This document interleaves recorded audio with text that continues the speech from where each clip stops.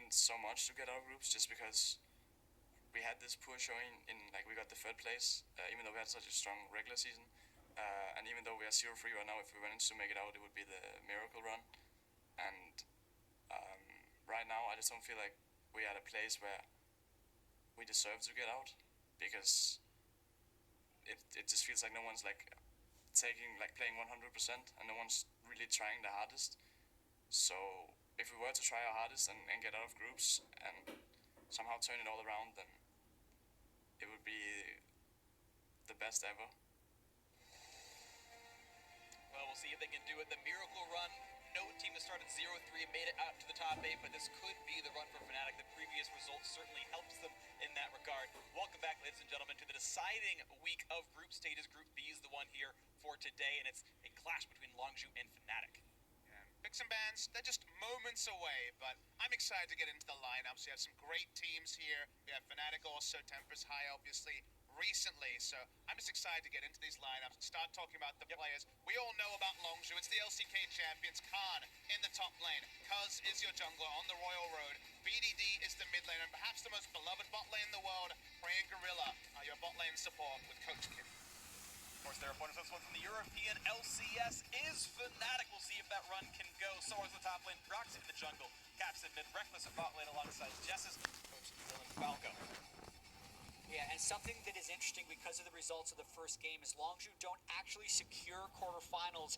If they do win here, they could be 4-0, and that would still have a possibility for a three-way tied 4-2. So much still open in this group, thanks to Gigabyte Marines beating Immortals in that first game. Yeah, if Gigabyte Marines had lost, there was no way for them to get to 4 wins, so 4 wins became the gold standard to at least qualify out of Group B for Longzhu. Now it's really up in the air, and that means that the match day gets better. Yeah, and hearing Caps talk about the miracle run beforehand, it actually doesn't have to be that miraculous. They don't have to beat Longzhu if they can beat Immortals and Fnatic and Immortals and Marines, and no one else beats Longzhu, then you could potentially have a three-way tie at 2 and 4. So much is still on this game because they are very much in control of their own destiny. And Fnatic plays back-to-back. I mean, they're going to play Longzhu here, and then they have their next match right afterwards, so they've got to have their minds ready to go to take their matches. You heard him say that no one was taking practice quite seriously. They were very demoralized. You saw a lot of people like lashing out on Twitter after it, players from the team, and saying, I think it was so, I was just like, I want to have just one satisfying win before Worlds ends. It's like, well, they can have more than one satisfying win. They can make it farther. Yeah, how about 2?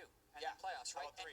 And you can kind of understand it because of how they were destroyed by Longzhu. The third fastest game in Worlds history, the Dancing Rift Herald at the end of an 0-3 week, but now they've had a week to reset, and we'll see what they can do. But because of that first result, again, it does not have to be instantly come back, defeat the LCK champions. To me, honestly, it's about understanding how Longzhu beat them last time out, responding to the draft, not showing any signs of the Fnatic that we saw on the final match day. Making the adaptations around the draft, to me, is the big start for Fnatic. Let's see what they can do right now. They're doing the prime standard. You ban away Kalista first round red side, as everyone so wants to do. 26 out of 26 red side. Yeah, and I think there's only been one time the Grid has not been first banned. Why is no one talking about the Kalista meta? Yeah, well, because she's not getting played meta. Every game, red side. Yeah, it's like people realize that laning dominant bot laners tend to win lane against Kog'Maw. I'm getting off topic of it here, but yeah, Janna off the table as well. Fnatic hoping they can get Rakan for Jess. He loves to play the playmakers. I'm sure he'd want that for himself. 1 funnel ban per side now. See what slips through, because there are some power picks still available. Jungle Hall was very targeted in our first game. Longzhu's final ban, actually, interestingly, a Gnar ban as the final ban.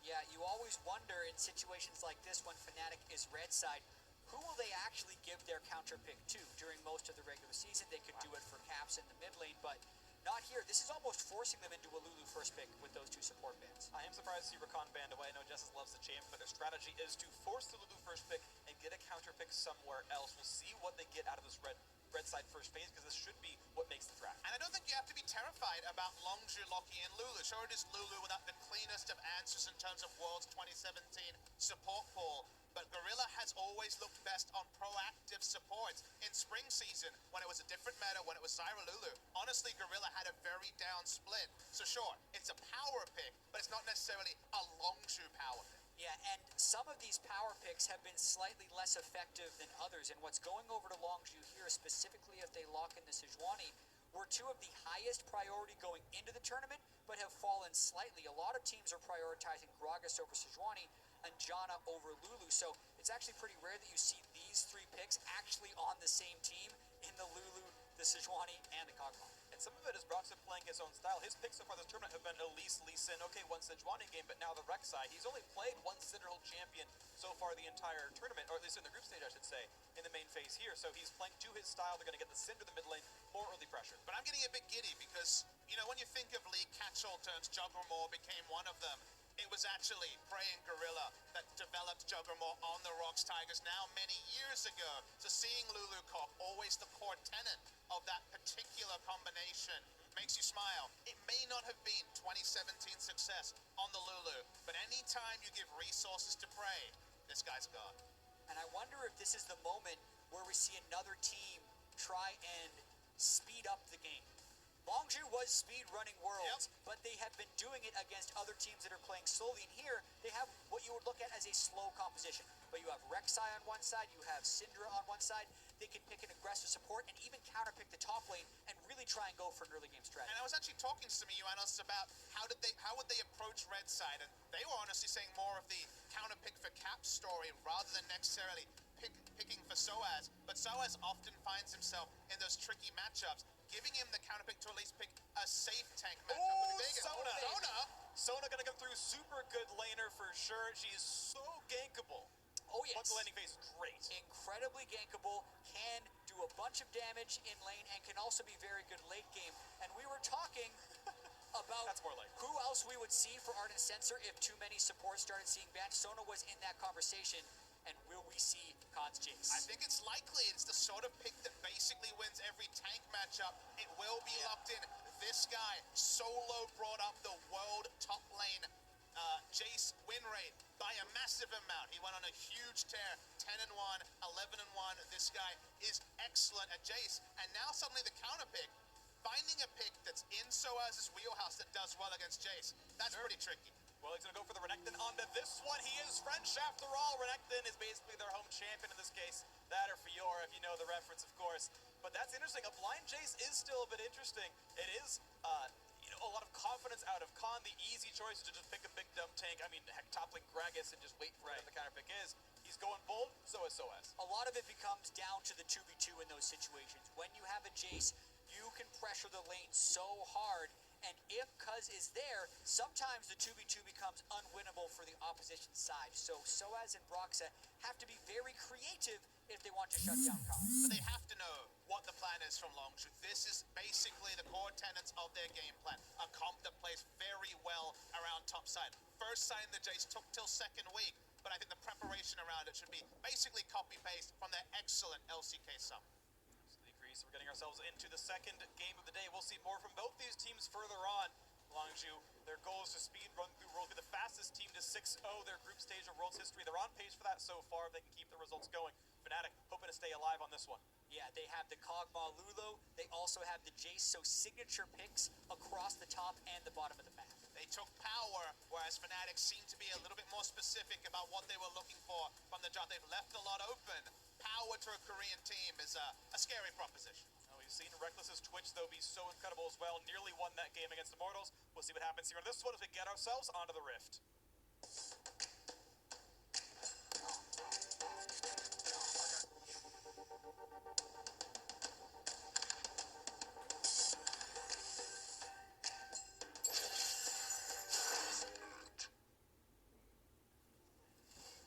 Welcome back to Summoner's Rift, ladies and gentlemen. Game 2 of the day between South Korea's Longzhu Gaming and the European LCS's Fnatic. It's a battle for spots in the quarterfinals. That is the point of the group stage here, making it into the top 8. Neither of these teams have yet secured their bastions, despite having opposite records so far at 3-0 and 0-3. See what comes into this one. Exactly, polar opposites during week 1. The fastest game we have seen of Worlds 2017 was the last time Longzhu and Fnatic played against each other. 20 minutes, 52 seconds, the third fastest game in Worlds history. And you have to think for these 5 players of Fnatic, it's etched in their mind, burned in their mind, even with the dancing Rift Herald and not even 21 minutes on the clock. But this has kind of become the storyline of World. Longzhu do Worlds quick. Longzhu right now started at 30 minutes, 30 minutes for the first game, but it's getting shorter, Jatten. I don't know how much shorter it can get. That's a worrying thing to think about. Yeah, not much. And you've also had a week to reset. So here you have to see whether the Fnatic implosion that it seemed like we were witnessing on Twitter had a huge lasting effect, or whether they've been able to refocus their strategy. When I look at the draft, it does feel refocused to me. They have a lot of CC, they have lanes they can play around, and they even have a late game strategy with Sona healing up the Jace poke, but they have to be able to execute in the early game and hold on. And that's why I'm excited to get more data on what does some of these other supports look like in bot lane that can use Ardent Sensor. Sona and Soraka, for example, are ones that we were thinking about. Sona very, very strong in lane harassing, but the gank ability, that's going to be a problem. Speaking of strong in lane, Caps took 2 of the small Raptors from the initial leash. He will get level 2 on the first wave and be able to fight BDD. Yeah, 2 small Raptors is the max amount you can give over as a jungler while still hitting level 4 off a 5 camp clear. So you don't necessarily hit the level 2 immediately, but you still can get there. My eyes are on Cuz a lot in this early game because traditionally play around the Jace, play around the top side.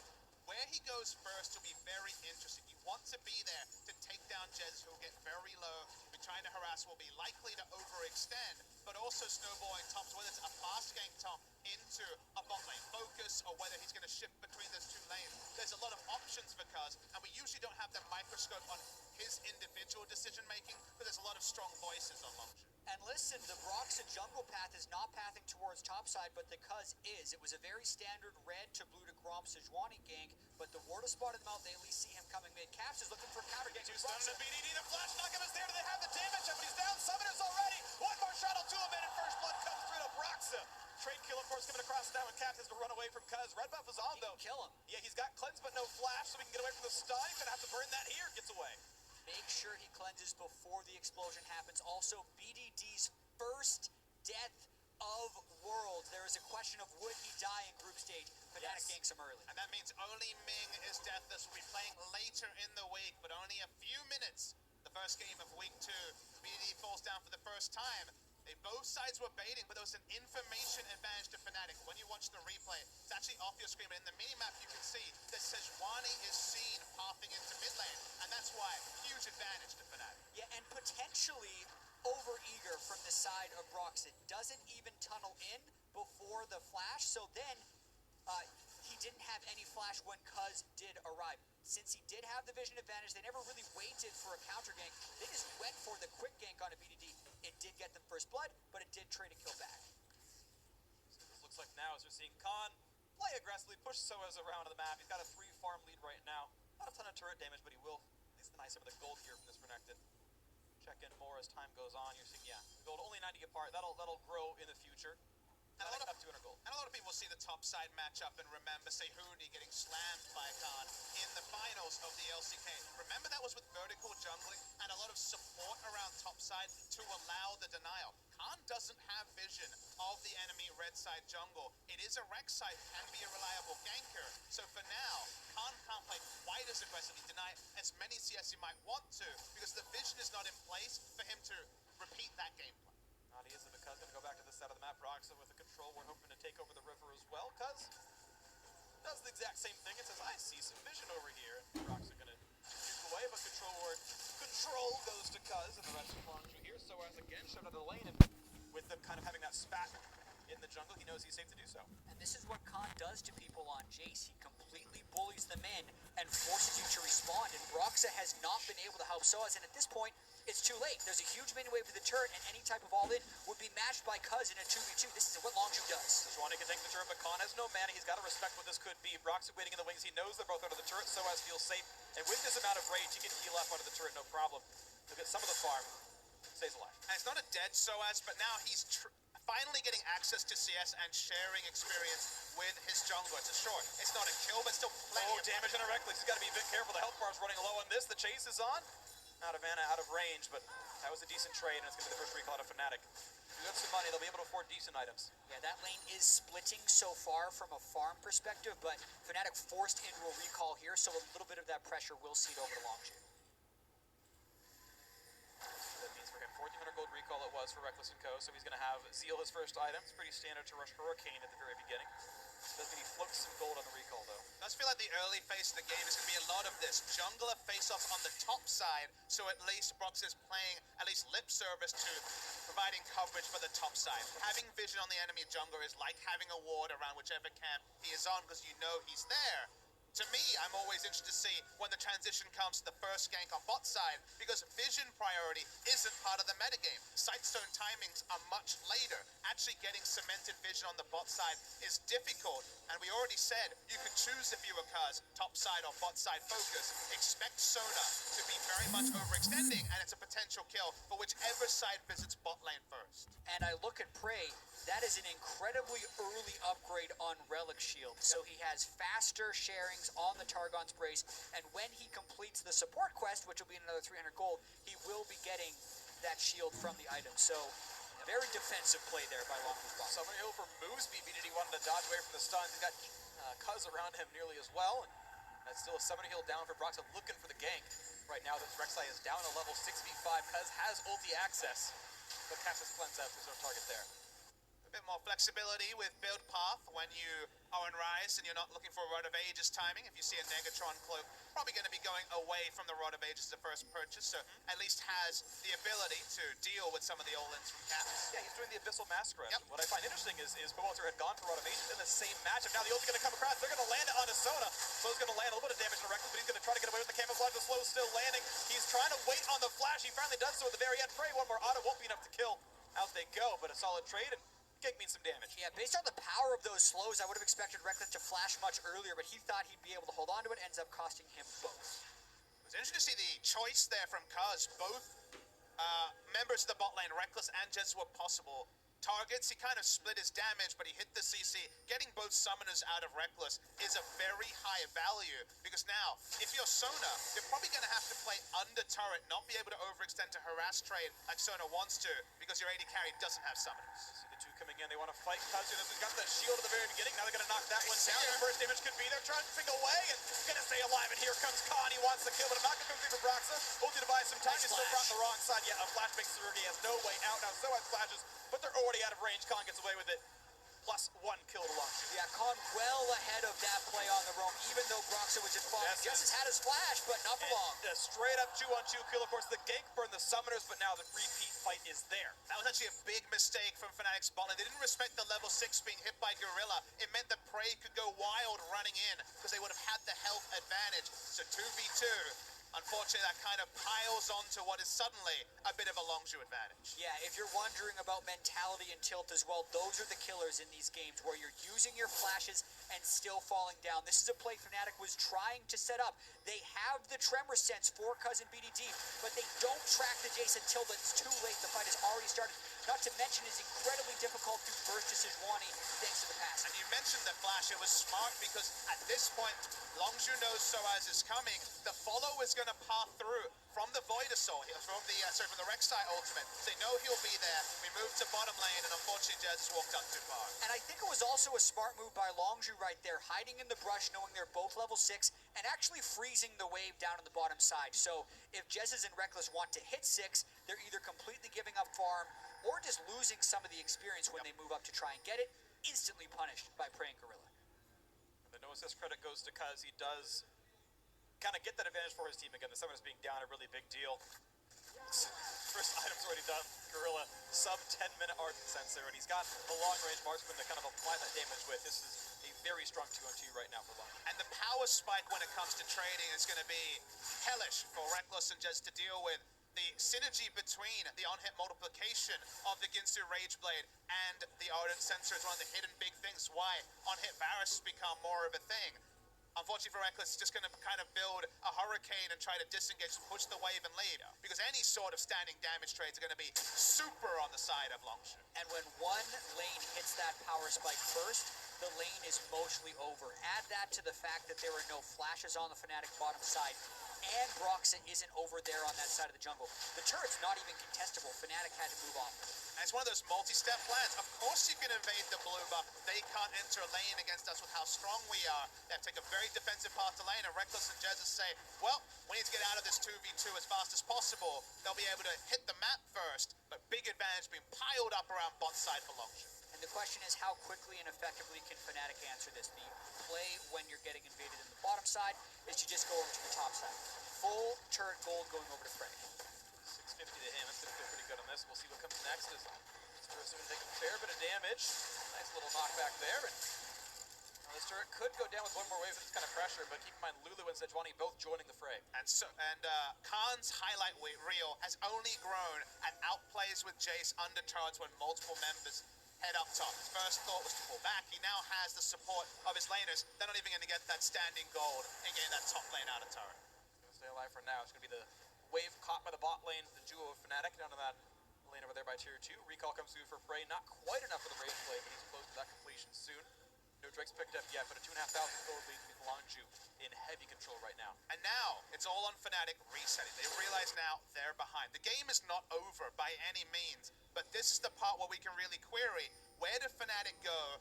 The first game on stage after last week, they've fallen behind. They're starting to feel, of course, at least a modicum of reality and negativity about where they are. This is really where their character can be accurately judged. And I think any gank is acceptable in the fact that all 5 flashes for Longju are on cooldown, and there's even still a flash for Cap. So they can go for a play, but they have to commit for it, and the problem is their lanes are not actually in great spots right now. So if Brox is thinking about pathing bottom lane, they're going to lose the turret top. Damage already coming through in this one. 2 different attack speed buffs available for Lulu thanks to Ardent Sensor.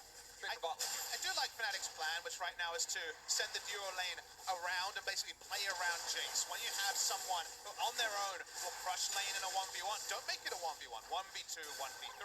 The price you pay is there are more objectives on the top side that are being focused. A Rift Herald has already been started. There still is a Mountain Drake, but for now, Fnatic are very much second when it comes to actually picking up those big map objectives. Right. Theoretically, it's tradable, but right now it's not happening. Yeah, and Prey, thanks to turret gold and the 1 assist, is 1,100 gold ahead of Reckless. They gave him solo turret on first turret. They gave him solo turret top, compared to Fnatic, who just got 1 turret, and it was shared between the Sona and the Twitch. Play now. Khan does have his summoners, though. No real threat on the Jace here, but the bot lane turret still being focused a little bit.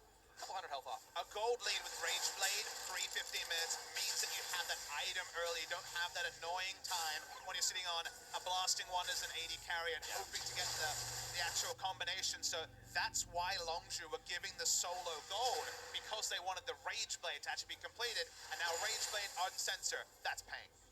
That's a lot of pain. And he's going towards the next item as well. You expect to be Hurricane, but Double Dagger could be a lot of different options here for Prey. See what it is. Reckless, of course, on the hunt.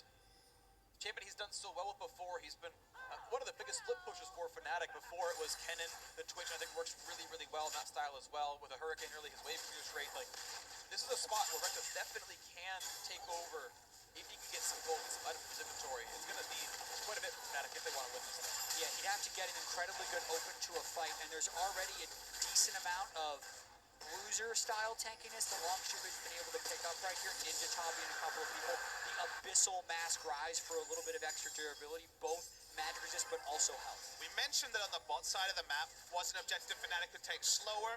Unfortunately, for lane tempo, they didn't feel they could stay long enough to actually take the Mountain Drake. It adds to Longju's advantage. The Rift Herald very aggressively summoned in mid lane. We can't see the turret HP, but I imagine starting at least. That was actually the only first burst of damage. I mean, typically, Caps is going to have lane priority in this one. Cinder versus Fry is going to have to push. Ooh, Reckless wants to go in on a BDD. He's got Sona behind him. Speaking of Sona, I want to point out she's on a tier right now, Jess. This is actually a very common build if you're watching like Challenger Sona's solo queue. The mana pool really nice to spam those spells. Exactly, especially when you're dealing with poke, it makes you even more squishy. It's a very high risk strategy to use. You don't think it would transfer over to competitive, but I do actually think if you were going to play Sona, it is objectively the right build because you need the mana. I absolutely agree on this one. We'll see what comes through as Soaz is stuck in a bit of a 1v2. The Syndrome, Sejuani over the wall. I think it's also a reality that boots can be delayed pretty significantly on Sona. Her big play is, of course, the flash, right, for flash ult. But otherwise, she's so far in the back line, she's not poking for priority targets with the Q lock-on in a team fight. She's defensive. She doesn't get punished not having boots like other supports. You actually just don't build boots on a lot of Sona builds because by the time you get into the late game, your E is making you fast enough that you're basically movement speed parity with the rest of your team. This is the Juggernaut work, by the way. Double buffs onto the Kog'Maw, the W and the E from Lulu, and he gets walk in and frontline and do everything by himself. And You're seeing the glimpses of that right here. Prey can frontline on the Kog'Maw as long as he's watching for the CC, as long as he can get away from Syndra, get away from Sona. Right now, no cleanses. Chain Stun can kill him. And I'd like to call you, Jam, and be like, okay, but what about flash cooldown reduction for the Sona? But the reality is that with how much gold income you get as a support now in this meta, we've been able to track, and supports get about 20% more gold. You need to fill up those items with other things, as well, Cut's going to try and disengage, I guess. Trying to save the turret by himself. Minions, but this should still fall to more auto attacks. Ulti coming across the two-man hit to be a disengage. The number of autos took a little bit too long, so Fnatic burn their first crescendo to get away safely and knock down mid-turret. Yeah, we'll get back to support items in a moment, but that was just a very proactive play by Fnatic. Yep. Grouping with the Ardent Sensor Sona, very strong play to make. A lot of sustained healing thanks to the tier. Push down that turret very quickly. And it's a good read of what's happening in the game, because of course Ryze and Jace are both coming side lane this Look at bad. that. And if Sona had not delivered a ton of heals, and the Summoner heal at the very end as well, that would have been dead cat for a flash down. Jason Ryze spent most of this mid-game in side lane, so grouping mid lane was a proactive strategy they could make. Very good to see on the side of Fnatic, because again, we just don't want them to roll over. That game plan is only 3 minutes and 50 seconds, the game time. The last time these two teams met just a few days ago, it seems like this one's going to go Oh no, longer. this is going to be definitely more than 3-minute game here out of this one. Prey and the rest of the company going to look to do what they can. I do want to point out something else that I actually really love. Strollmater Surge, I think, is the best keystone on Kog'Maw, provided you can survive your laning phase. And it means that when you get like 4 auto attacks, you gain the giant burst of movement speed. And that is the only, kiting tools that Kog'Maw has, is just his basic movement abilities. Being able to walk really, really quickly is a huge deal for him. Get the maximum value out of your limited Bioarcane Barrage, your W duration there. So Absolutely. I do like it as a choice. But yeah, the simple fact is, if you get 20% more gold as supports, your items start to pile up. You do hit 6 items much earlier, and honestly, you want 5 in a control ward slot. Yeah. So if you don't have space for boots, more actives might be more important for Sona, given how she plays. Oh, that's a flash force. I think that's actually correct. It would have probably been a death to Cuz right there. More space in your inventory as well. I think Sona is one of the best scaling supports with gold as well. Sure. That's why occasionally you would see mid Sona or top Sonas actually be relatively effective, but there's no flash on Sona. Longzhu wants to enter that mid lane turret because they're actually being out-turreted by Fnatic right now, even after that start of feeding all the turrets to Prey. And the early game has definitely slowed down quite a bit, of course, not a lot of kills in the last few minutes. Soaz still within 10 CS or so of Khan. Not that Renekton has a godly late game, but it's certainly a pretty decent move right here. Nice stun gonna land. They're gonna look for the follow-through on a Cuz. Only coming across. Almost going down. Somebody heal comes through for BDD to keep him alive. And out of the backline, Soaz here. Look for the knock. Look for the stuns. He's gonna try to cut away because the damage outweighs in. And Prey gonna knock him down. And here comes the next one. Jess is likely to fall as well. BDD grabbing himself another one. His first kill of the game. 5-1 now for Longzhu. Longzhu able to answer that spell of Fnatic aggression by having just enough tankiness on all their members right there. We talked about how they have that bruiser level tankiness, and then Fnatic just overdove. They were trying to make 2 plays at once rather than just focusing on Cuz. And we need to see the replay to know exactly how much information they had about where Prey was on the map. He was in position. If it was a 5v3, certainly you could follow through. But by the time we saw Prey on our screens, Fnatic had gone too far. They felt too hopped up after some nice decision-making and some nice objective trading in the previous moments. The mid lane still stays short. So for now, the next step of the plan for Longzhu, actually pushing this advantage, is being relatively at least stalled out by Fnatic. We'll see though, late game scaling, it's hard to say who really has the better of it. But right now we're gonna watch that fight again from the mid lane. Yeah, so Prey and Gorilla are in the mid lane as they all try and burst Cuz. Everything burned. Heal as well as Luluwalt. And then knowing Luluwalt is down, Soaz and Broxah just see it. You want to focus the support because they're so pivotal to killing this meta. He'd already burned all his heals though and left Prey untouched to just unleash, stack up his rage, and get the kill. So I actually don't like the idea, if you're gonna run barrier, of focusing support, because you... Actually, no, I take that back. You're actually right. Barrier is, of course, very easy to keep Marksman alive, so I rescind my comment. Gorilla, the more easily killed of the two, still doesn't come through. Yeah, in that moment, I can see why it's happening. I think a lot of other teams have found success killing supports first in fights, but it just wasn't to be that time. Another Crescendo gonna land, but it doesn't really matter, because once again, just like the last time, Blast goes over the wall. Nice steal from Khan, gets a rep up for himself. Walks away swaggily, looks like a gentleman in this one. The game hasn't been all about Khan, but there's still time. His late game Jace has been powerful. It's not just been about his 1v1s, but so as finding free time. He'd be competitive, 20 CS down against a Jace, nothing to really what he knows up against. Yeah, I think Soaz has done very well Yeah. in the laning phase against Khan, considering the situation he was put in. But also, in this particular team composition, who is going to be the armor stacker that makes Jace, quote, fall off? Fair. Because if he has the Black Cleaver and all of these armor penetration items coming in with Serrated Dirk, it's really going to hurt. That's going to be over half of Sona's health if one of those rings true. And he's going to have to hit those damage timings actually when the clock needs him to, because there is still a time where Rek'Sai and Renekton will have armor items, and no one on Longzhu apart from Cuz will be really building that. It will become a battle of front lines, because it's artillery AD carries, it's hyper carries, it's Prey and Reckless on Kog'Maw and Twitch. So his damage, the Jace's damage in fights, is going to need to actually be on point. See what happens to this one. Second items have come online for the bot lane marksman. Hurricane on the one side, Infinity Edge on the other. These squishies can be popped if the right champions get into range. There's not a lot of armor yet on Cuz, and certainly not on Roxa. Even the junglers were a bit more tanky. Meanwhile, Look at this, yeah. They have a mountain break as well.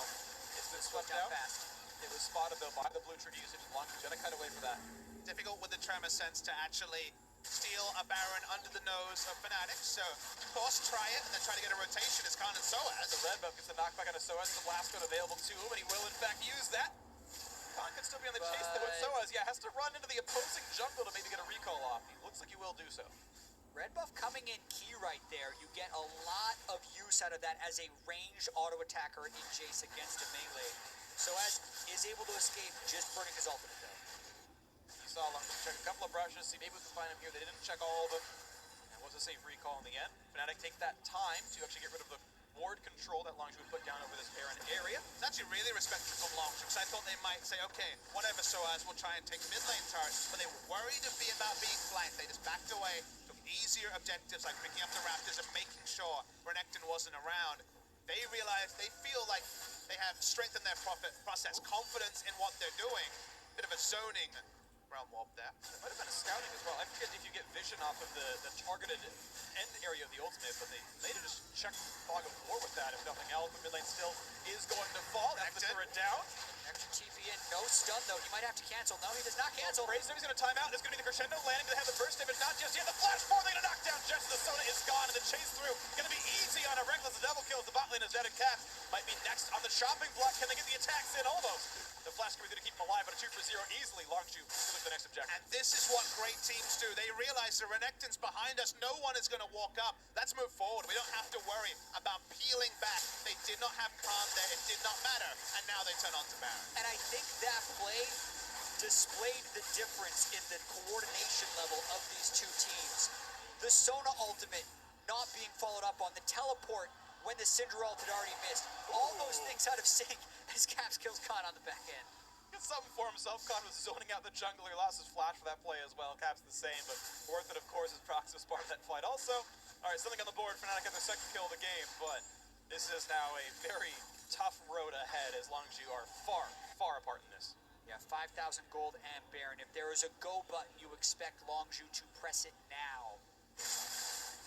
Thinking about that last fight. It's as well, probably, we're gonna see actually, if you in think a about second. it, it's Lulu W on the Kog'Maw is probably the go button that we'll see when the 5v5 start. Again, we see the replay. They know Renekton is behind them, but the moment that Prey... Good range for the crescendo. That's a fair question. They know Renekton's not going to get to the backline if they move forward, and that is the decision, the small micro decision of just go forward. They have no front line, is what won Longzhu the fight. That's really unfortunate. This is Khan getting picked off by Caps as well. Just lands the stun. Combos him down. Remember the full offensive build that Khan has built to try and get that split push pressure. He's going for more. He's getting his second lethality. Has the Yomus. Duskblade or Edge of Night's going to be next for that one. Basically, it turns into Ruby Crystal versus another Longsword. Will tell you which one it's going to be. Khan going to keep pushing the top side. That's good enough. Mid lane tier 2, we just saw fall. Cuz got the last hit credit on that one. So once again, Longzhu with the turret kill lead. 6,000 gold up. Baron buff still on most of their members. Everyone except Khan died. Sees Soaz and then goes away. And we've seen very fast ascents when Longzhu have got big leads in games. They often finish moments later. This Baron buff for now, it's halfway done, hasn't led to them cracking the base. So for them actually to be stalled out, to try to multi-step their process of getting the lanes in the right position to make side lane pressure a thing, has slowed down the onslaught You see Prey already now close to the inhibitor turret in the mid lane of Fnatic. Yeah, that amount of harassment onto the Syndra, as well as seeing a teleportless Renekton in the bottom lane, signals that they can be very aggressive. They also land more poke onto Caps. So here we go. Let's see how much they can get. Quite a bit right here. Kratos has the shields, and of course, it's not only just the health picks. He's got the relic shield, the Dargon's Ray shield as well, so he's got a lot of extra HP. No armor on Caps, and now significant armor penetration or lethality stacked onto Khan. So basically going to be close to true damage on his EQ combos, taking about half his health with the last one. No stun quite landing on Prey. The mid lane still going to siege down about 10% right now. Now, so is the fight, but be careful. He's got to respect this one. Getting shot at, and Connor really wants this battle. So is running out of health. Hopfield looks for the trade, but here comes Redemption. It's going to be the kill. Coming through, Khan gets the credit anyway, and it did land in time, so Gorilla gets the assist. So much coordination by Longzhu there. Redemption is not global. Longzhu pulled back, catching the minion wave in the process to speed it up with Baron to be in range for that Redemption and secure Khan's kill. And you know the comms well. I'm going to fight him from Khan, and Gorilla saying, I'll throw a Redemption.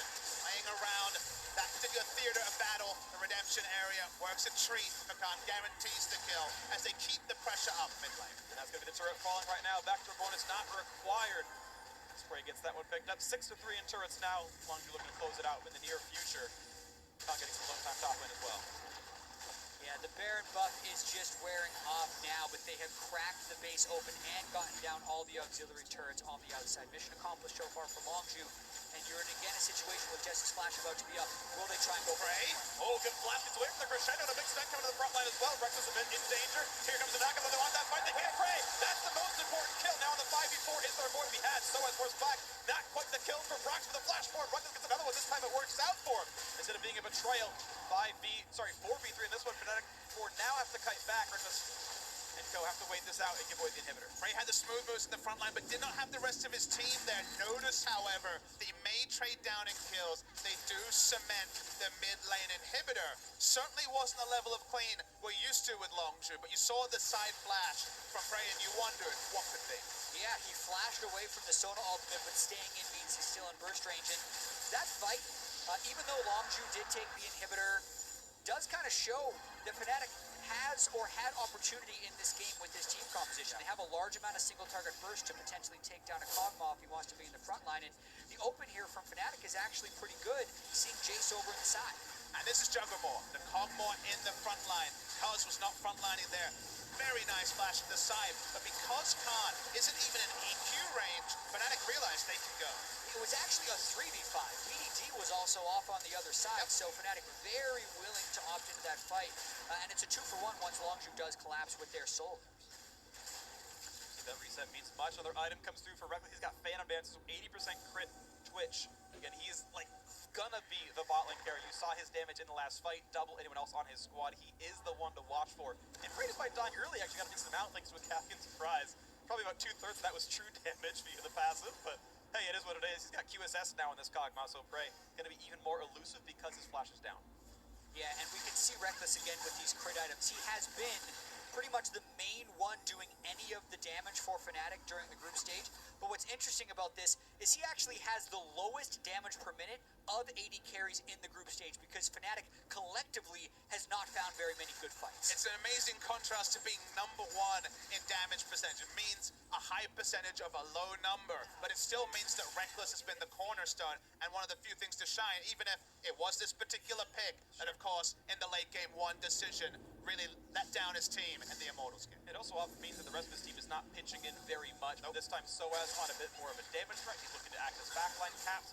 2-0-2. He's got a bunch of magic pen as well with the Void Staff done, which is good because Prey has 140 magic resist with his build right now, so it's not easy to get rid of the Kog'Maw on this Cinder, but he will certainly try.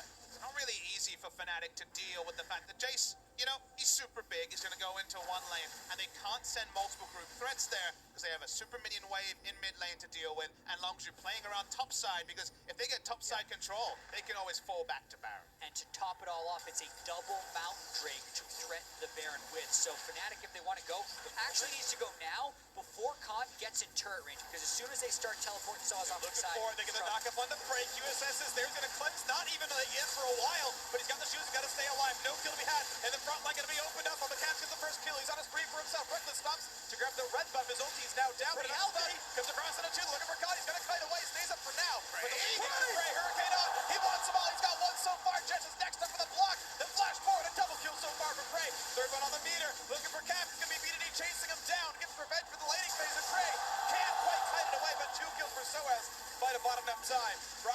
alive, but here comes Khan. He wants this one. Does the damage exist? He's got ulti. This could be a kill for Broxton. Gets knocked back, pops the ult. Does he have the damage? No, he doesn't.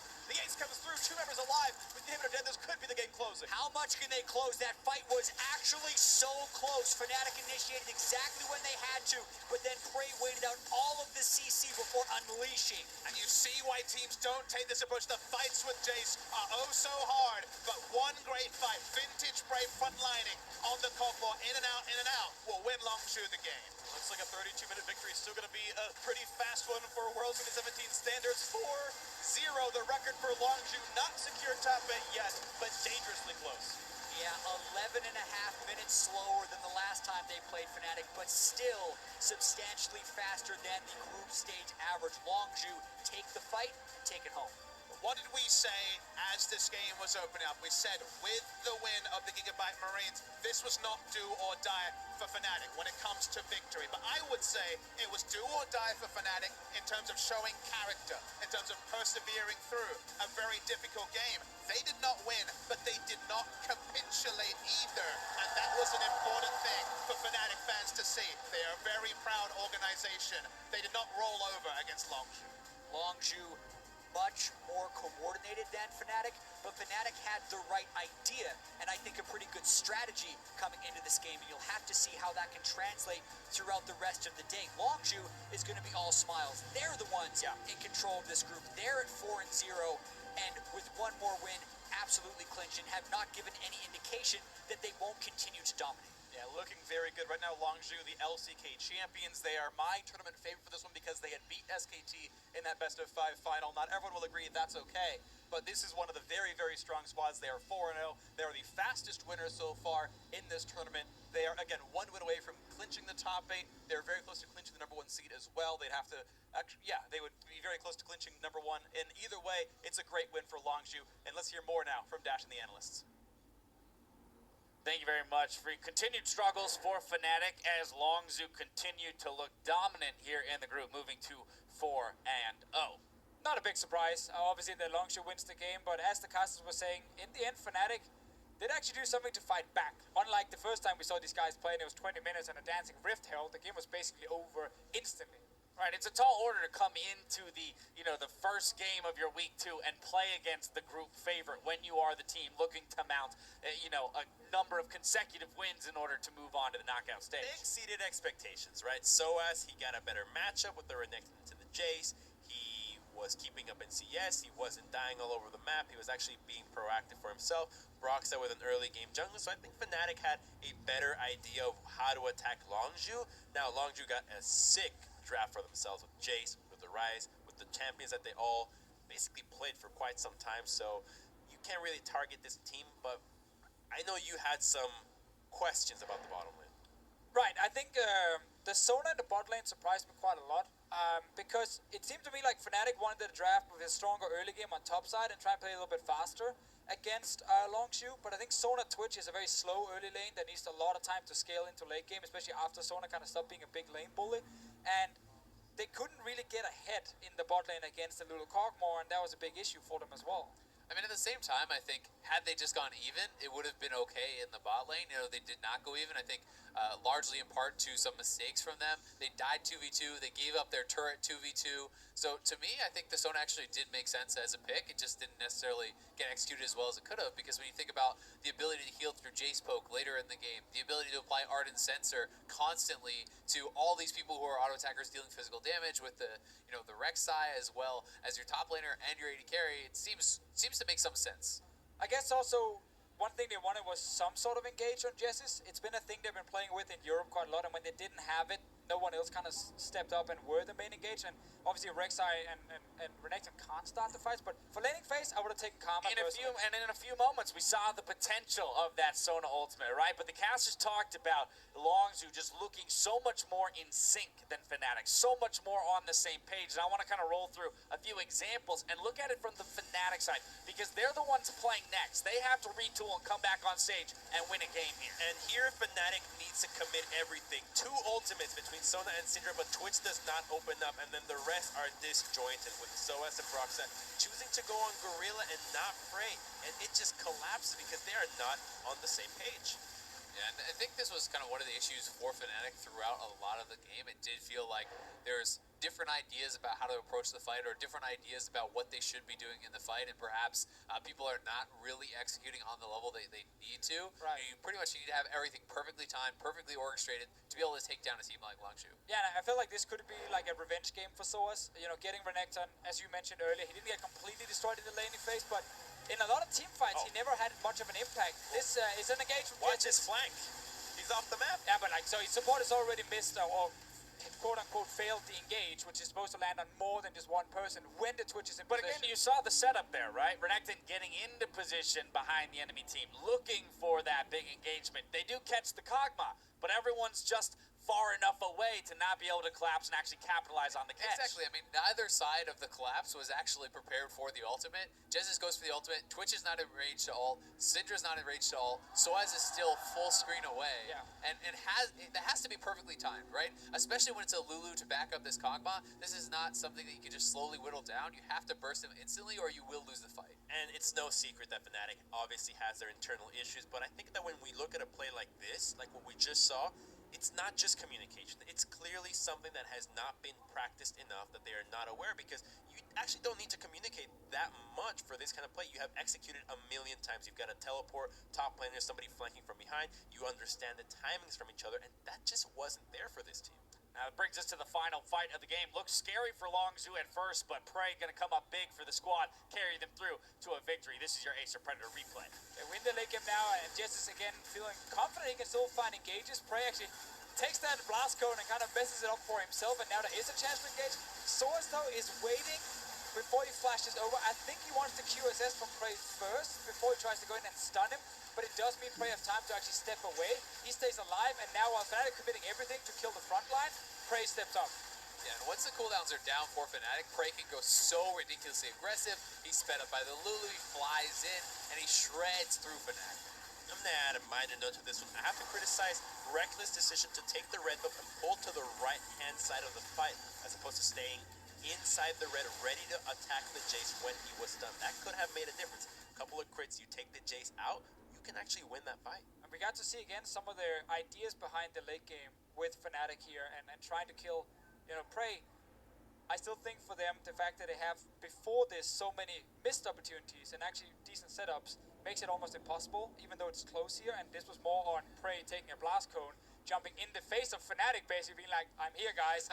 Everyone jump me. And if that, didn't happen, Prey would have been more than fine, and this fight would be 5-0 for Longzhu. Now let's remember that at the beginning of this game, we talked about the fact that Fnatic doesn't have to win it, right? This isn't the must-win game for them against Longzhu. It's Immortals next and Gigabyte Marines later in the day that they need to come out in front of. So is it execution solely? Is that what we're looking for out of Fnatic in order to start mounting the victories? I definitely think so. I think that you need to be able to execute on that really high level to be able to take these games, because while they still have a chance to get into groups, they're 2 games down, both Gigabyte and Immortals, right? So you need to be playing at a very high level. You have to win both those games. And mentally for Fnatic, it's so important they have a good game now and have a good start in this game, because these are players who struggle to keep the focus every single time, and they don't seem to have a big leader who can kind of rally the team up when it really matters. So if they get a good start against Immortals and they can win the game, they can also take down Gigabyte Marines. Alrighty, coming up next, we'll see if Fnatic can get their revenge on Immortals, or if the NALCS team will strengthen their position in the group. Don't go anywhere. Their flash knockup is there. Do they have the damage up? He's down. Summoners already. One more shuttle to him, and first blood comes through to Broxa. So it's here. Look for the knock. Look for the stun. He's going to try to cut away because the damage output is in. And Prey going to knock him down. And here comes the next one. Jess is likely to fall as well. BDD grabbing himself another one.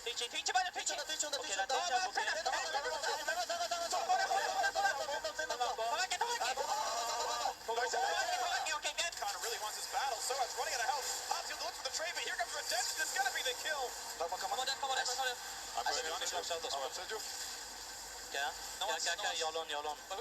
Jess is next up for the block. The flash forward. A double kill so far for Prey. Third one on the meter. Looking for Cap. It's going to be BDD chasing him down. 4-0. The record for Longzhu. Not secure top 8 yet, but dangerously close.